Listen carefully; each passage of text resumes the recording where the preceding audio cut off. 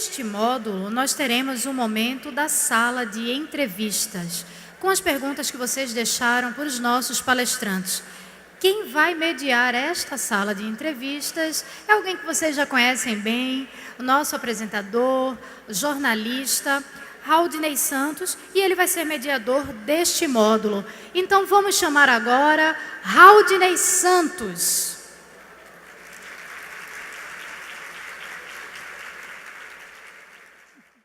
Vamos convidar agora os palestrantes, Dr. Alberto Almeida.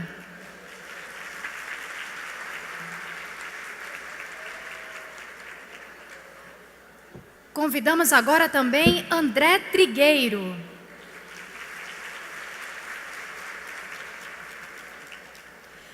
E para finalizar os debates, Adeilson Salles, que acabou de palestrar para a gente. Haldinei Santos é jornalista, é radialista, espírita atuante, palestrante e apresentador do CIMESP também, né? Participa conosco desde a primeira edição. Então agora, com muito prazer, passo a palavra novamente ao jornalista Haldinei Santos. Senhores, boa tarde.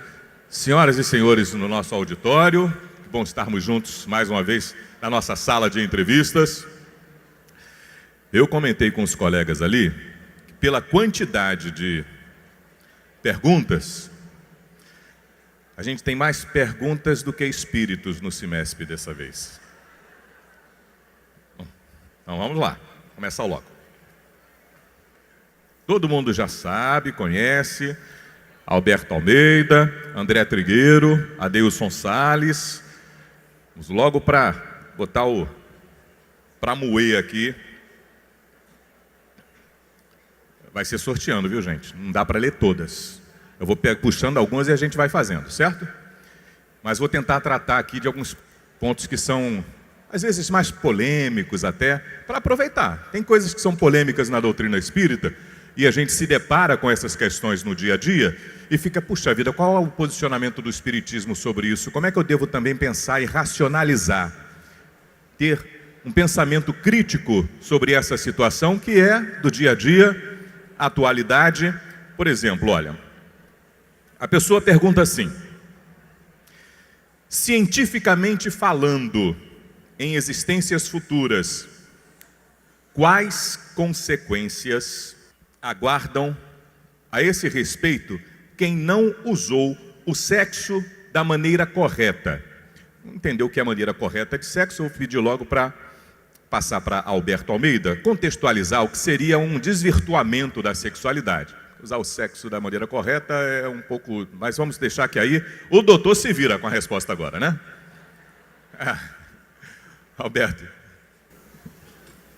Dizer a forma como o sexo é correto é tão discutível que hoje o grupo de especialistas internacionais que analisa o CID-10, que é o Código Internacional de Doença 10, para avançar para o 11, não conseguem chegar a algumas conclusões. Em se retirar algumas coisas que estão tomadas como patologia e em consagrar outras que apresentam-se como disfuncionais. E, paralelamente a isso, o grupo de pressão social pleiteia que os especialistas façam inclusões tipo: o movimento sadomasoquista reivindica se colocarem como uma escolha e não como patologia. E hoje o CID-10 inclui o sadomasoquismo como patologia psiquiátrica. Então é muito difícil poder se fazer uma avaliação de sexualidade, posto que os semblantes são tão variados, são tão múltiplos e diversificados que nós poderíamos dizer que as consequências para si e para o outro é que determinam se é funcional ou não é funcional. Então eu pegaria 4 frases para dizer se é funcional ou não é funcional e eu vou me escorar nos espíritos naturalmente. em falando da visão espírita. Não proibição, eu vou dizer a fala de Emmanuel direto. Em torno do sexo, é justo que se sintetize todas as digressões em não proibição, mas educação. Não abstinência imposta, mas emprego digno com devido respeito aos outros e a si mesmo. Não impulso livre, mas responsabilidade. Não indisciplina, mas controle. 4 frases. Diz ele: fora disso é teorizar simplesmente para aprender ou reaprender com a experiência. Sem isso, será enganar-nos, lutar sem proveito, sofrer e recomeçar a obra de sublimação pessoal tantas vezes quantas se fizerem precisas pelo mecanismo da reencarnação, porque o sexo, ante a luz do amor e da vida, é um assunto pertinente à consciência de cada um. Fecha aspa e acabou. Bom, primeiramente, parabéns, ok, mas a pessoa pergunta aqui, André, qual a diferença entre depressão e distimia? Até que ponto podemos dizer que trata-se de uma obsessão? Se o indivíduo tem consciência que este comportamento só afasta as pessoas, e aí essa pessoa coloca um outro ponto aqui. Porque quase sempre a ideia de suicídio ronda a mente dos que vivenciam este momento. O Alberto tem a competência técnica e profissional para responder com gabarito a essa questão. Eu vou apenas dizer que existem diferentes níveis de depressão, diferentes níveis de obsessão, e a gente precisa, é aquilo que me parece pertinente dizer, ter o cuidado de evitar generalizações.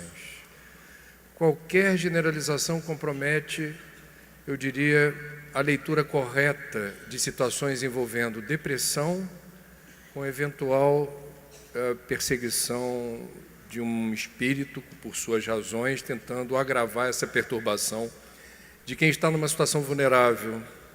Então, me parece que a verdade da resposta está contida num diagnóstico correto, pontual e preciso, e não sei se diagnóstico sempre se dá com 100% de clareza. Acho que os especialistas também trabalham com algumas margens de erro.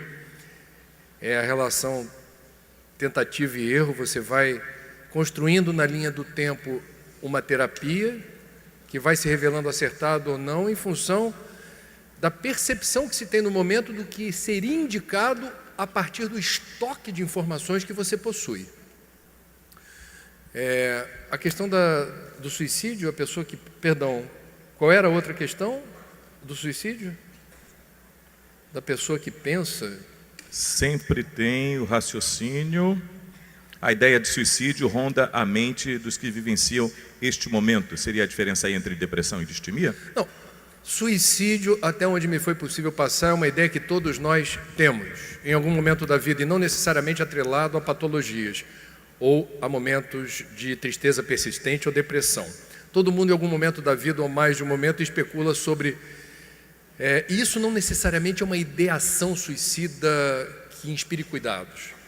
A especulação sobre o suicídio não deveria, em princípio, ser algo preocupante, porque faz parte da vida pensar na morte e faz parte da vida pensar no autoextermínio.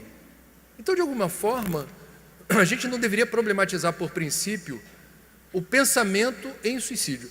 Eu acho que o momento em que isso deveria aparecer no nosso radar como uma questão que implica em riscos é quando a ideação suicida ela se adensa e começa a justificar um projeto em curso. Quer dizer, você começa a se flagrar pensando mais recorrentemente nesse assunto, por uma razão qualquer, e isso, de repente, você plasmando na sua psicosfera a ideia do suicídio, vira ideação, pode virar, portanto, uma ideia recorrente e fixa, que numa questão de tempo, se não houver a interrupção do processo poderá resultar numa tentativa ou no óbito.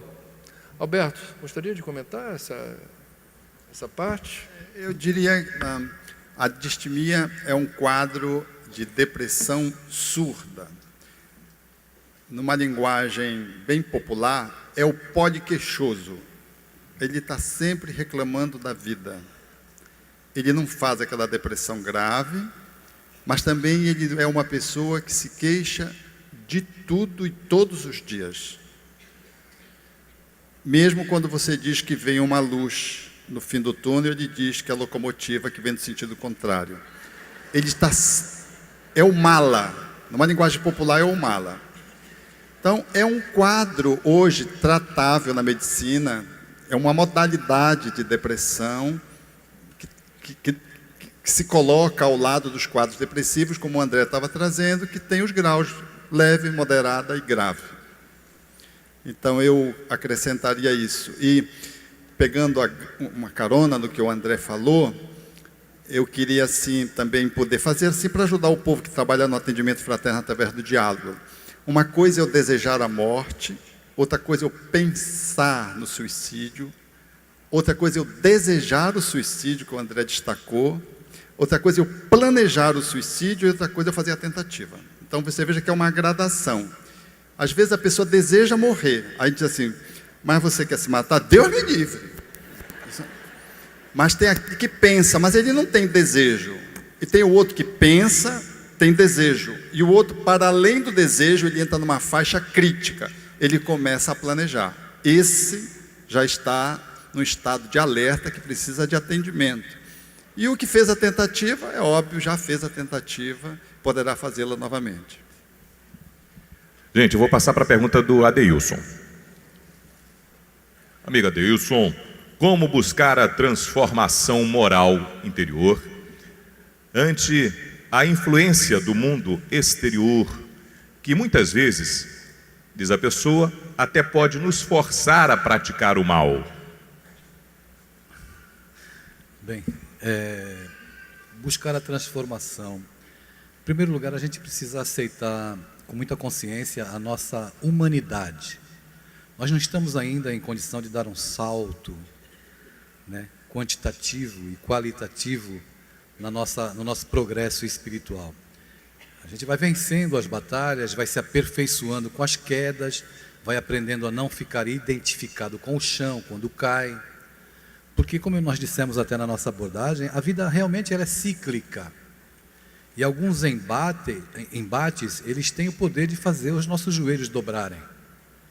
Mas a gente tem que ter uma consciência clara de que nós não estamos absolutamente sozinhos. Nós temos, sim, sempre um amparo espiritual e tudo mais, mas é imperioso que nós façamos a nossa parte. Porque quando faltam as forças e os joelhos dobram, sempre surge um sirineu no nosso caminho. Mesmo que momentaneamente surge alguém, uma mensagem, alguém que chega. Hoje, aqui nesse encontro, o sirineu é o Espiritismo. O Espiritismo é o sirineu nas nossas vidas. Todos estamos aqui buscando forças, aurindo energias novas para seguir vivendo e enfrentando os embates que a vida nos propõe. Todavia, as circunstâncias, quando elas nos obrigam, vamos colocar entre aspas esse obrigam, é porque nós estamos suscetíveis àquela tendência. Ainda existe em nós a predominância daquele hábito, daquela paixão, daquele vício que nos impulsiona na direção de promover atos dos quais nós iremos nos arrepender depois. Então é preciso ter clareza, a gente vai continuar errando, vai continuar se equivocando, mas é importante que a gente tenha a clareza de que a vida é feita de lutas. Eu lembro de um amigo meu, na verdade foi a pessoa que me encaminhou no Espiritismo, a esposa dele está aqui presente. Eu encontrei ela e fiquei muito feliz ao vê-la aqui. Ela é de São Paulo, lá da minha cidade, do Guarujá. Ela é pernambucana, foi para lá, eu sou paulista, de lá vem para cá. E o esposo dela, que está já na pátria espiritual, ele sempre dizia para mim assim, em tom de procurar me erguer diante dos embates e das minhas quedas. Ele dizia assim, ele me chamava pelo sobrenome, ele fala assim, Salles, Salles, nós somos obsessores em progresso. Então, a gente tem que ter essa consciência, nós temos possibilidades, principalmente potencialidades de já iniciar uma transformação. Mas como eu escrevi no livro, né, nós temos os nossos inimigos íntimos. Eles surgem porque ainda reside em nós a gênese daquele mal, a origem daquele mal. E nós estamos aqui, é claro, procurando combater para, degrau em degrau, vencendo hora a hora, nós irmos superando as dificuldades, a adversidade e o mal que reside em nós mesmos. Vou passar uma pergunta para Alberto. Doutor, quais as consequências da mudança de sexo na visão espírita? Essa é uma questão palpitante dos nossos dias, que envolve a transgenitalização advogada, buscada por muitas almas que estão num processo de inversão para além do quadro do travesti, porque quem busca nesse lugar esse tipo de intervenção traz uma relação com a sua genitália de aversão. Às vezes o toque, a pessoa não consegue tocar. Há um profundo repúdio à sua sexualidade. O travesti, ele não quer abrir mão da sua genitália. Ele é um andrógeno mental e ele vive dentro do seu corpo e experimenta as duas posições. Mas o transexual, ele faz uma relação consigo mesmo tão conflituada que ele nega a sua genitália e busca uma alteração via cirurgia, dependendo do país onde ele está, da legalidade ou não. Às vezes, factível de trazer uma proximidade com a sexualidade que ele busca alcançar, mais normal, sobretudo no caso dos trans, que fazem a reversão do homem para a mulher. É mais fácil fazer uma neovagina do que fazer um neopênis.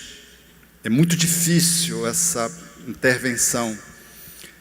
E essa busca, talvez ela nos ajude a pensar desse conflito que o espírito vive dentro do corpo. Como nos abordamos de manhã, a seleção do espermatozoide é uma seleção que tem ascendentes espirituais. Pelo que eu escolhi um espermatozoide X ou escolhi um espermatozoide Y, que fecundou um óvulo X. Então, essa é uma situação muito dramática. Eu estava outro dia atendendo um transgênero, um transexual, e eu errei o nome, e eu disse: você me desculpa, mas às vezes eu tenho dificuldade de tratar você. Como é que você quer que lhe trate? A pessoa me disse assim: não tem problema não, porque eu também me confundo. Era uma mulher que pleiteia a sexualidade masculina, e naquele momento eu chamei de ela, e não de ele, que é a fase de identificação de gênero que ele busca. Ele ou ela também tinha dificuldade de se autocaracterizar. Eu penso que aí a reencarnação nos ajuda a pensar e nos ajuda a identificar. Eu disse para um outro transgênero: como é que você explica você ter vindo mulher e pleitear ser homem? Qual é a explicação que você encontra mais plausível? Ele me disse de bate-pronto: reencarnação. Eu nasci errado. Eu digo: como é que você aprendeu isso? Isso é o de espiritismo. Então, o espiritismo nos ajuda a entender o conflito. O conflito é muito dilacerante. E acho que a relação de respeito com essas pessoas, ela precisa transcender o nível do preconceito que nós estabelecemos com elas, sejam aquelas que buscaram a transgenitalização ou não, porque é muito dramático, muito dramático. Como nós vemos uma Roberta Close, por exemplo, no país, pleiteando a sua, na época, mudar a sua identidade, sendo vedada e passando os constrangimentos, a despeito de pousar para Playboy como mulher. Você veja a contradição. Então a gente rejeita algumas pessoas, que é o nosso vizinho, a nossa vizinha, ou alguém que entra no nosso raio de relacionamento, Mas a gente aceita, às vezes, algumas figuras que são ícones internacionalmente, e a gente aceita com uma facilidade, porque é um ícone internacional, tipo Madonna. Madonna é uma figura muito controvertida na sua postura, na sua colocação, mas a relação com a Madonna parece que é suave. Mas a vizinha, que tem uma dificuldade de identificação, que tem uma dificuldade de orientação afetiva e sexual, que ela revela que não combina com a sua forma de pensar. Então eu penso que o Espiritismo nos ajuda, para além de explicar as causas, o manejo, que eu reputaria na forma do respeito, de lidar com essas almas, o conflito diário, o drama diário, você olhar para o seu corpo e dizer: esse corpo não é meu, eu não sou homem, eu não sou mulher. É dramático todos os dias você olhar para isso e ver um achincalhe de alguém, ver uma sanção policial de alguém. Eu penso que o Espiritismo nos ajuda a entender e a caminhar numa direção, seja aquele que é o portador dessa inversão. E aí eu quero remeter você que perguntou para ler Alexandre, Missionários da Luz. Eu quero remeter você a ler Félix no livro Sexo e Destino. E eu quero remeter você a ler Silas em Ação e Reação.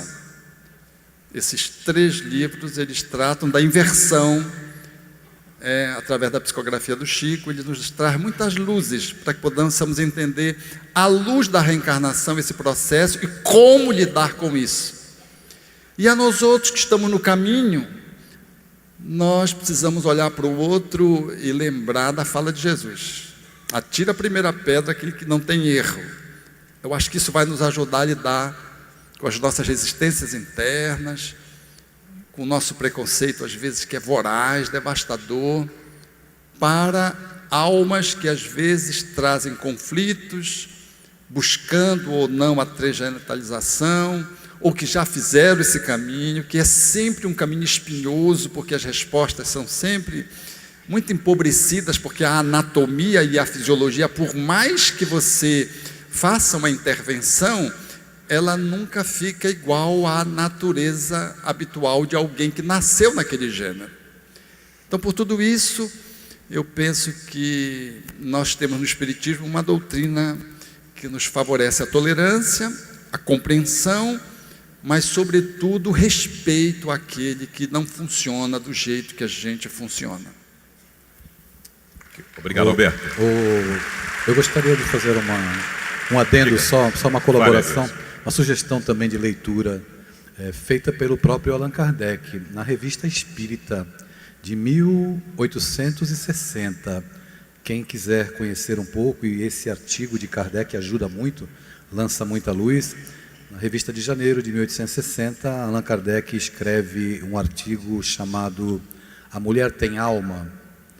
E nos 5 últimos parágrafos desse artigo, que é relativamente longo, ele fala a respeito das consequências da permanência do espírito reencarnando com o mesmo psiquismo, né, como várias reencarnações como homem, ou várias reencarnações como mulher, e ele ajuda muito a esclarecer no sentido, nessa questão, com relação àqueles que experimentam essa condição evolutiva. Isso não é um castigo, não é uma aberração, não é pecado, não é crime, é uma experiência evolutiva. Vamos botar mais lenha nessa fogueira? André, por que o espiritismo kardecista, a pessoa coloca? Eu estou fazendo a pergunta de acordo com o que a pessoa está colocando, porque a gente já percebe a forma de raciocinar. Espiritismo é espiritismo, não é kardecista. Espiritismo é espiritismo, né? Mas estou colocando para que a gente entenda já o que todos nós, às vezes, temos dificuldades de até falar sobre a doutrina que abraçamos. Mas a pessoa diz: por que o espiritismo kardecista não reconhece os espíritos dos pretos velhos, caboclos e orixás como espíritos de luz? Eu desconheço o preconceito por princípio numa casa espírita que segue as obras básicas em relação a certas entidades que são aquelas mais referenciais para outras tradições. Esse preconceito justificou o aparecimento da Umbanda no Brasil, que surgiu em São Gonçalo, na região metropolitana do Rio, a partir do desaforo que um médium ouviu numa reunião mediúnica por dar passagem a uma entidade das 7 encruzilhadas, que o dirigente dos trabalhos repreendeu o médium por dar passagem a um espírito que não deveria se comunicar com erros de português e palavras muito, eu diria, desajustadas para o nível que se pretendia para a reunião. Em Loucura e Obsessão, se não me engano, foi nessa obra, psicografada por Divaldo, que Manuel Filomeno de Miranda relata a visita guiada, coordenada por Bezerra de Menezes, num terreiro de Umbanda, em que se observa a beleza de um trabalho cujo objetivo mais importante era a promoção do bem, um trabalho de cura, e os espíritas se surpreenderam, questionando Bezerra, dizendo: mas por que você trouxe a gente aqui? Porque aqui a gente está vendo na prática aquilo que na doutrina espírita entendemos como sendo o norte magnético da nossa bússola, a promoção do espírito a partir do exercício sincero e despretensioso da caridade. Então, mais uma vez, e me permitam dizer isso com a devida coloração que o tema requer, nós estamos nessa onda de intolerância que não é assunto apenas no Brasil, mas no mundo, revivando preconceitos que estavam, eu diria, atenuados e adormecidos contra as tradições afro-brasileiras. No Rio de Janeiro, existem bairros inteiros aonde não há mais terreiros nem de Umbanda e de Candomblé, e os seguidores dessas tradições são perseguidos a céu aberto pelos criminosos que seguem determinadas orientações de chefes do tráfico presos no complexo penitenciário de Bangu, convertidos no presídio a certas tradições neopentecostais, que entendem essas tradições como indignas, vinculadas ao que eles chamam de diabo e que precisam ser erradicadas. E a partir da prisão ordenam a seus asseclas que promovam violência contra essas tradições. Isso está acontecendo hoje no Rio de Janeiro. A pergunta fala de espiritismo kardecista, e quando isso vai parar na mídia, as entidades formais que representam o movimento espírita no Brasil, FEB ou Federação Estadual daquele perímetro, exige do jornal uma retratação dizendo: esse templo espírita, na verdade, não pode usar a palavra espírita, porque espírita alude a espiritismo original de espiritismo do francês, criado por Allan Kardec. E a gente não emite uma nota de repúdio à perseguição sistemática dos nossos irmãos candomblecistas e umbandistas.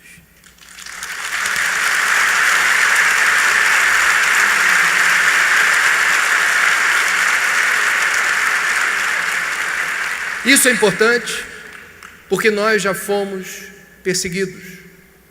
Nós já fomos, por lei, proibidos de nos reunir e professar a nossa fé. Entretanto, o espiritismo kardecista, só para deixar claro, não existe espiritismo kardecista, não existe kardecismo, não existe espiritismo de mesa branca.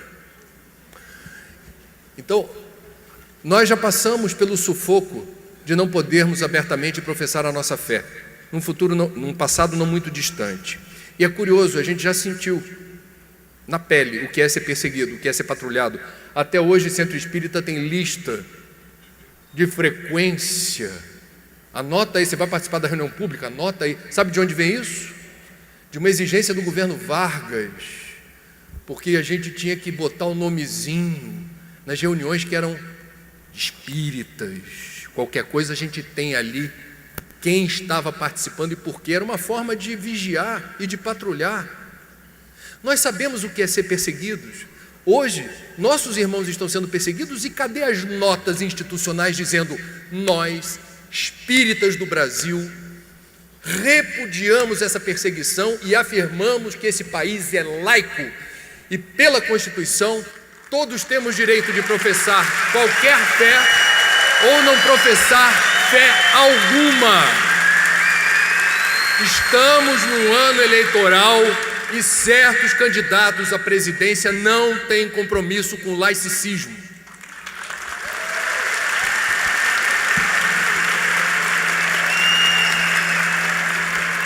Muito bem.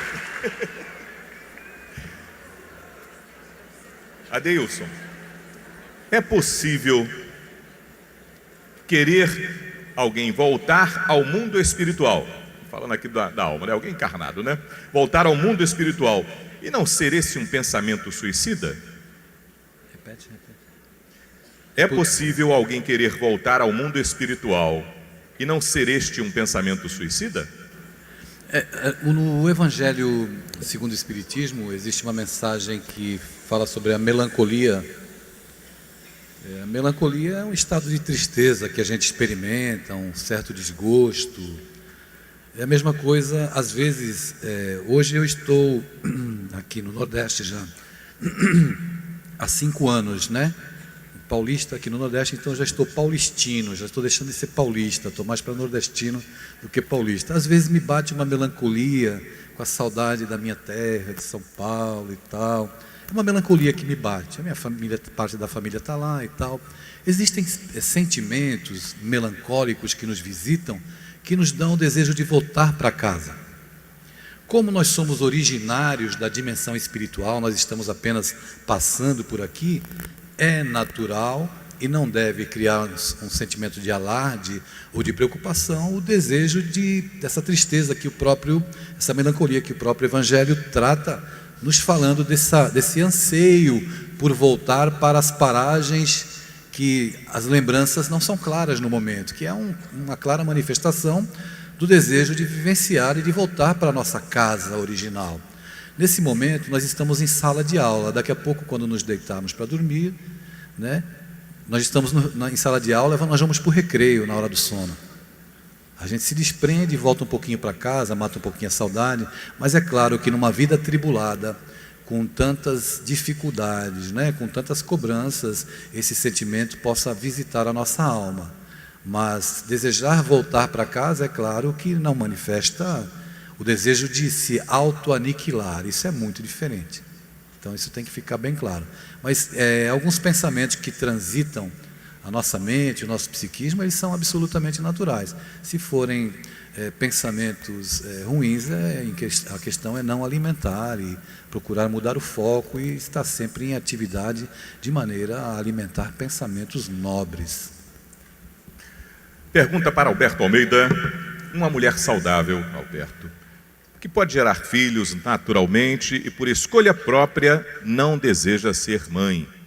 Essa decisão pode ter consequência espiritual? Queria antes fazer um adeno ao que o Adeilson falou em relação à pergunta. Eu lembrei de um amigo que perdeu o filho, com o qual ele tinha um vínculo visceral, apesar de não ser a mãe, porque a mãe é que tem um vínculo umbilical, né? Mas ele tinha um vínculo visceral de amor com esse filho. Esse filho desencarnou, fez um câncer, muito jovem. Ele vivia uma pane no avião, e o amigo dele apavorado, e ele numa serenidade absurda. E o avião conseguiu pousar, e o amigo estranhou, e disse: puxa, como você tem fé, você ficou tranquilo, você é espírita. Ele disse: sou. Você ficou absolutamente sereno. Ele disse: fiquei. Aí esse amigo me disse: Alberto, eu fiquei com vergonha de dizer para ele que eu disse: agora eu vou encontrar meu filho, esse avião vai cair. É curioso isso, né? E ele me colocou isso num viés de poder estar reolhando, para dar um novo significado à vida dele, para que esse sentimento de desejo de encontrar o seu filho não funcionasse inconscientemente, até modelando uma patologia.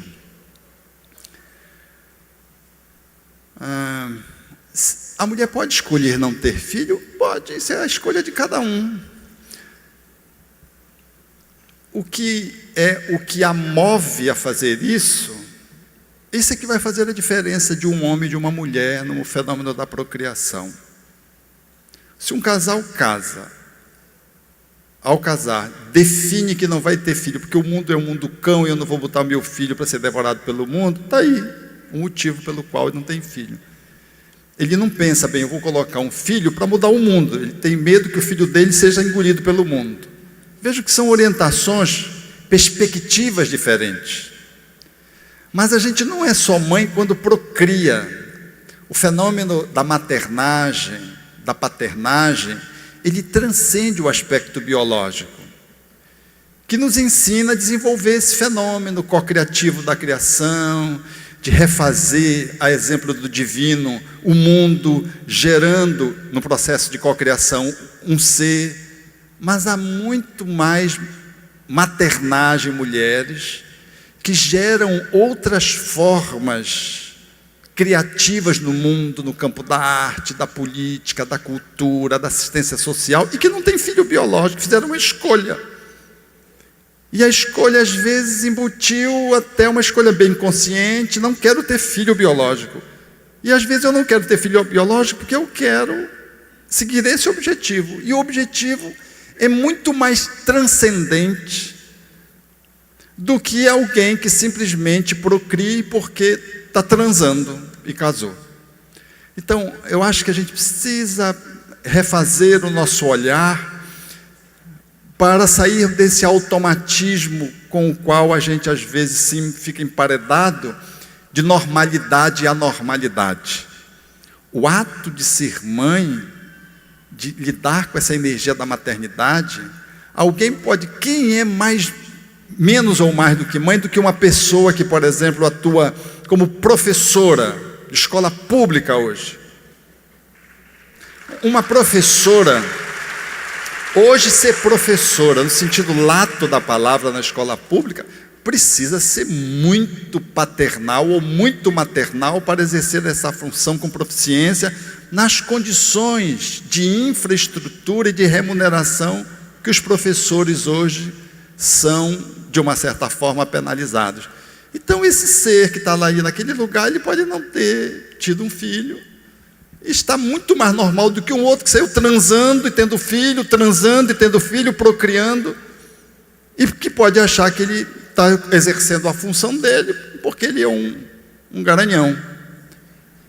Então, guardemos os devidos das proporções e coloquemos a maternidade para além do plano uterino sem excluí-lo. André, em que circunstâncias, André, o fluido vital pode ser estendido?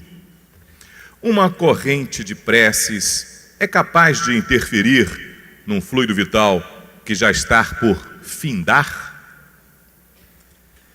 Eu acho que a resposta varia ao infinito. Cada caso é um caso, e a gente tem na literatura espírita registros de planejamentos que são revistos à medida em que certas situações acontecem.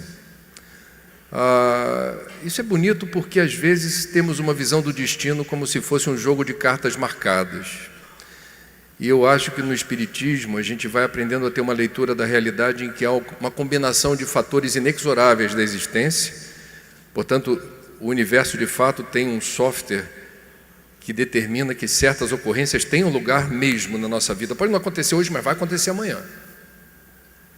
Pode não ser com uma precisão absoluta, mas precisa acontecer na linha do tempo. Alguns ou vários episódios da nossa existência precisam ter lugar. Faz parte do pacote, nessa encarnação. Agora, o destino, ele é embaralhado, é um jogo de cartas que você embaralha e joga a cada dia. Tem uma parte do imponderável, isso é muito gostoso de imaginar, porque é aí que o livre-arbítrio se manifesta. O livre-arbítrio não é absoluto. Nós estamos num espaço-tempo, com pai, mãe, DNA, existem fatores muito restritivos do palco da vida. O livre-arbítrio não é absoluto, ele se desenha dentro de um perímetro. Agora, nesse perímetro, você é o senhor do seu destino. E aí, sim, é possível negociar. Eu acho que isso, até onde eu entendi esse assunto, isso acontece com alguma frequência, e isso leva em conta inúmeras variáveis que podem ser em favor da coletividade, podem ser em favor do cidadão que precisa de mais tempo para executar uma determinada tarefa e ele tem mérito para isso, fica chato deixar para outra encarnação. Eu acho que a gente não conhece quase nada das leis que regem a vida e o universo. O espiritismo é aperitivo. A gente tem que se recolher à nossa humilde condição de aprendizes da vida. A gente está no jardim de infância espiritual.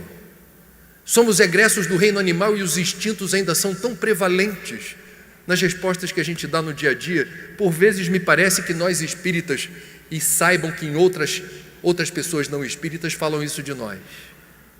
Nossa, o pessoal de barriga cheia quando fala da vida, do universo, Deus, ação e reação, reencarnação, pluralidade dos mundos habitados. O que é Deus? É você.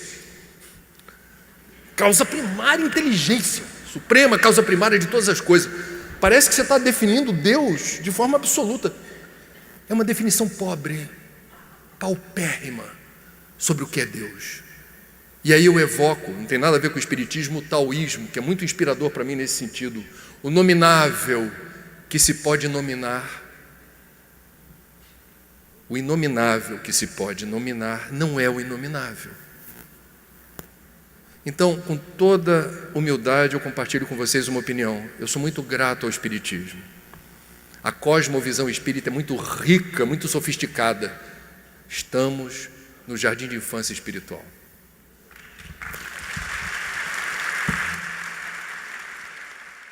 Olha, nós estamos chegando ao finalzinho e eu vou pedir que cada um dos nossos colaboradores aqui hoje façam suas considerações finais. Então vou começar por Adeilson Salles. Cada um dos três tem 5 minutinhos para fazer suas considerações sobre o que acham mais importante amarrar nessa participação de vocês aqui, ok? Nesse momento do semestre. Adeilson. Bem, eu vejo a doutrina espírita como uma proposta educativa, né? Não é uma proposta de salvação, é acima de tudo uma proposta de autoeducação, assim como a própria proposta do Evangelho de Jesus. Então eu sempre cito, quando eu falo sobre educação, o livro do Vinícius, o mestre na educação, publicado pela FEB, que ele diz que os sacerdotes do futuro, né? Porque eu penso que o espiritismo não vai salvar o mundo, nem o catolicismo, nem o protestantismo, nem o islamismo e tudo que é ismo. Eu tenho uma crença profunda de que fora da educação não há salvação. A educação do ser integral. E nessa compreensão, Vinícius diz no livro dele que os sacerdotes do futuro serão os professores de uma educação bem compreendida. E isso é muito claro quando eu penso em espiritismo. Evidentemente eu concordo plenamente com o André, porque nós somos ainda analfabetos em questões espirituais. Mas um evento como esse propõe e promove aqui um momento em que a gente possa refletir, em que a gente possa se unir, não é? Se amparar mutuamente como criaturas em processo de aprendizado constante e sem fim.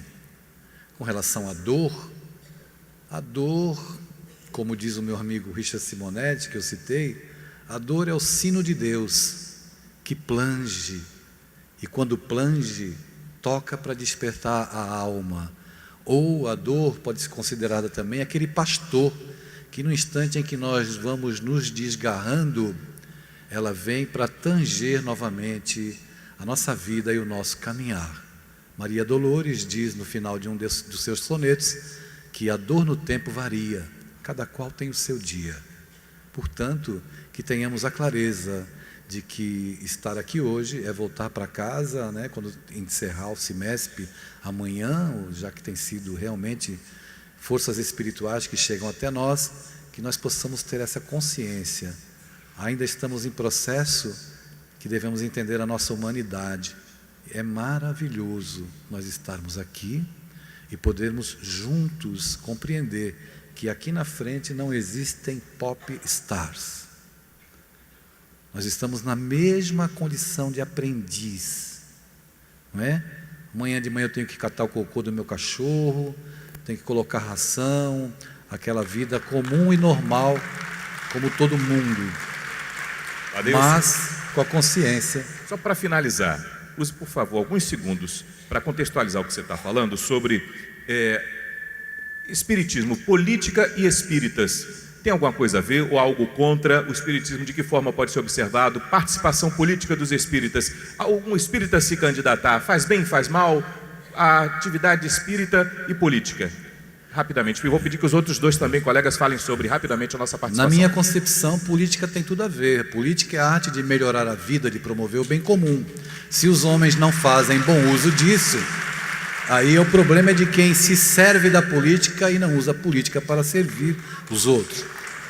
Nós estamos num momento delicado e eu sou totalmente a favor de qualquer espírita. Nós precisamos diferenciar o cidadão engajado, que é espírita, não é? E que pode, com o seu conhecimento, auxiliar na melhoria do mundo. Eu sou totalmente a favor e tenho já meus candidatos aí, que eu não posso falar, é claro, porque eu estou aqui num evento, né? Mas nós temos que ter essa clareza. Política não é algo nojento e abjeto. Quem faz mau uso da política é que torna a sua atuação como político algo abjeto e que nos causa repulsa. Mas a política, nós temos que ter a clareza que ela é instrumento de transformação. Por isso, como espíritas que nos dizemos esclarecidos, muitas vezes nós temos que ter essa consciência clara. Então, eu agradeço muito, muito obrigado a todos, o carinho, a alegria de estar aqui. Adeilson Salles, muito obrigado. André Trigueiro, faça suas considerações no ponto que você achar conveniente, mas não deixe de falar também desse aspecto, não da participação dos colegas, da política. Bom, é incrível a coincidência quando você falou, vocês têm 5 minutos finais, o Adeilson começou a falar, eu falei, eu não vou falar de novo de suicídio, chega. Eu posso falar de ecocídio, posso falar de uma questão ambiental que também é importante, mas 5 minutos é pouco. Eu falei, eu vou falar do Brasil, ser espírita no Brasil.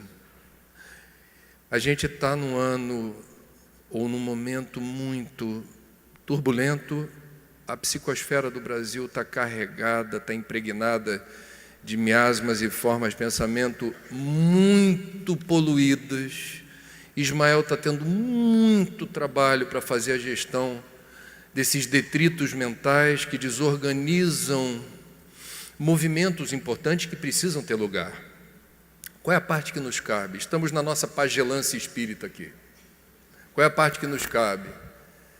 Em primeiro lugar, é injusto que o espírita brasileiro fale mal do Brasil. Por várias razões. A primeira delas, se o acaso não existe e tu reencarnaste no Brasil, não reclama. Segundo, reencarnaste no Brasil justamente nesse período, não reclama. Pernambuco é o estado mais politizado do Nordeste. E a gente precisa reconhecer, mais uma vez, o papel que nos cabe na era da intolerância. Não há debate, não há diálogo. A gente está vendo a política impregnada das assertivas absolutas. Nenhum candidato tem propriamente, ou não manifesta publicamente, as suas inúmeras incompetências, suas inúmeras dúvidas. Isso é péssimo para a democracia, isso fragiliza as instituições. O Espiritismo é claro quando diz: não há salvação fora das instituições. Não há hipótese da gente considerar a anarquia uma alternativa. Dependemos visceralmente da política. Bezerra de Menezes, incensado como santo, salve, salve. Político. E político que honrou o que se espera de um político, que é ser o servidor público número 1. Não fazer da política ganha-pão, fonte de renda extra, reclamar mordomias, etc. Queridos, não repliquem nas redes sociais fake news, mensagens sensacionalistas ou apelativas, porque nos zaps da vida o que eu recebo de espírita, detritos de quinta categoria. Não sei sob qual pretexto se faz isso, não sei qual é o serviço de utilidade pública da gente passar adiante aquilo que não inspira, não edifica, não acrescenta rigorosamente nada à percepção da realidade, da situação da política, da situação do povo.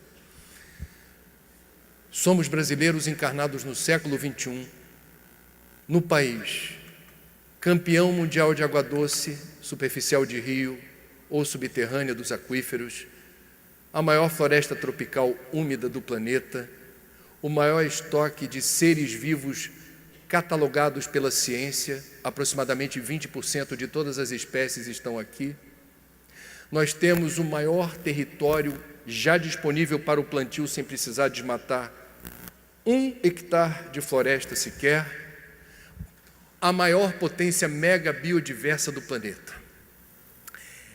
E, concomitantemente, a maior nação espírita do planeta. Se o acaso não existe, nós espíritas precisamos construir um modelo de desenvolvimento. Isso passa pela política que transforma esse capital natural no grande trunfo do terceiro milênio.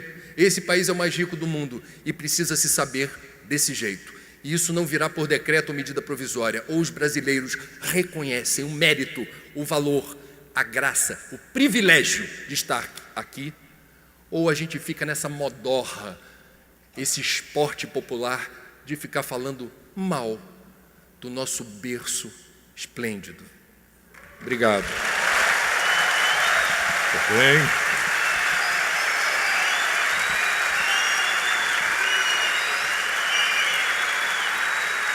Olha aí. O doutor Alberto Almeida também vai fazer suas considerações finais. Por favor, Alberto. Por incrível que pareça, quando o Raudinei levantou essa questão, eu também pensei no aspecto político.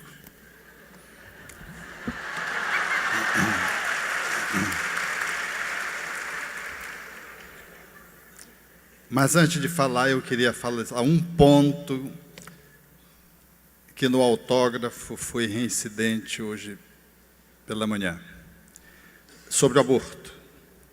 O Espiritismo não apregoa terrorismo para quem tem comprometimento com o aborto. Essa ideia de quem abortou vai ser abortado, quem abortou vai enlouquecer, quem abortou vai ter doença de câncer, quem abortou vai... Isso é estratégia de atavismo de uma pessoa espírita que faz uma leitura medíocre do Espiritismo. Aborto, se você se comprometeu com aborto, siga, dê-se conta e siga. Porque é muito comum a pessoa chegar no Espiritismo, ela quer se culpar até pelo aborto que ela fez quando ela não era espírita. Agora que ela se conscientizou, ela quer fazer uma culpa retroativa. Siga. Kardec foi claro, arrepender-se, repara. Então a gente vai para frente, gerando vida, seja um pró-vida, acabou. Não fique remoendo ali, não, e agora o obsessor vai me pegar, o abortado já é tão superior que tem te inspirado e tu não tem seguido a inspiração dele para seguir. Então eu quero expurgar essa ideia pequena, terrorística, que se instala quando se fala das consequências do aborto e nos imobiliza de seguir. Considerando o aspecto político, eu quero lembrar que Bezerra nunca ascendeu a uma condição maior porque ele falava contra o status quo do seu tempo. E ele não tinha ninguém para bancar a candidatura dele. Eram as pessoas que ele ajudava que faziam com que ele ficasse reeleito dentro de um patamar que não era aquele que hoje nós poderíamos colocar para fazer as equivalências no nível de um Senado, no nível federal. Mas eu queria dizer de um sonho de Kardec, Raudinei, para poder concluir. É numa fala de Humberto de Campos, que Kardec, certa noite, impressionado com um sonho de Lutero sobre o paraíso, ele saiu do corpo e viu gemidos, gritos, e perguntou quem eram aqueles que estavam lá. Há um anjo que lhe tutelava. E alguém, em silêncio, recebia de Kardec a indagação: são os crucificadores? E a entidade vai esclarecendo que não. São os imperadores? Não. São os genocidas, Gengis Khan, Alarico? Não. E depois de Kardec esgotar as perguntas iniciais, o Espírito diz assim: são aqueles que conheceram a verdade, o bem, e não viveram. Kardec acorda, diz Humberto de Campos, e formula a questão em O Livro dos Espíritos, que está posta nesses termos: para agradar a Deus, basta ao homem não fazer o mal? E os Espíritos respondem: não, é necessário fazer o bem no limite das forças, porque o homem é responsável por todo o mal que advém do bem que ele não pratica. Eu quero evocar isso porque nós espíritas somos muito legais, mas no nosso cantinho. Está tudo bem, estou conscientizado, estou bem aqui. Esse engajamento político, e eu não estou falando de política partidária, muito embora inclua, porque tem gente que tem tendência, que reencarnou com projetos para ingressar na política partidária e que deve seguir esse caminho devorador, difícil, árduo. Então nós somos tímidos, como os Espíritos disseram. O mal é audacioso e intrigante. A gente está muito bem no nosso cantinho, olhando e falando mal do que o que está acontecendo. Então quando eu vejo o André aqui quase levantar, e nas falas dele, esse jeito dele enfático, eu quero dizer, André, que eu gosto muito desse jeito. Ele se insurge, incorpora nele mesmo e esbraveja aquilo que ele vê. Eu penso que quando do movimento espírita, com a doutrina que nós temos, para agradar a Deus é necessário fazer o bem no limite das nossas forças, com ousadia. Uma manifestação, nós precisamos nos colocar no mundo. Nós somos muito simplórios, tímidos, dormentes. O sal veio para salgar e a candeia para ser colocada em cima, nem embaixo da cama. Jesus posicionou. A cidade tem que ficar lá no monte para ser vista. Não é para se mostrar, não é uma manifestação de narcisismo egóico. É para poder proclamar o bem público, não só o privado. Nós somos umbilicados no bem que nos faz bem. Mas e o bem público? Que se não acontecer, não volta para você. Então eu entendo que nós somos chamados a sermos espíritas na via pública, politicamente, no sentido de que você é um profissional, você é um cidadão, você está inserido em vários grupos sociais, e ali você precisa se colocar as suas ideias e fazer valer o seu pensamento e proclamar, socializar esse conhecimento maravilhoso que nós temos, com uma prática correspondente possível, com todas as nossas contradições, mas isso está faltando para que o berço esplêndido se converta em pátria do Evangelho. Muito obrigado, Alberto, André Trigueiro, Adeilson Salles. Merecem nossos aplausos, não é verdade?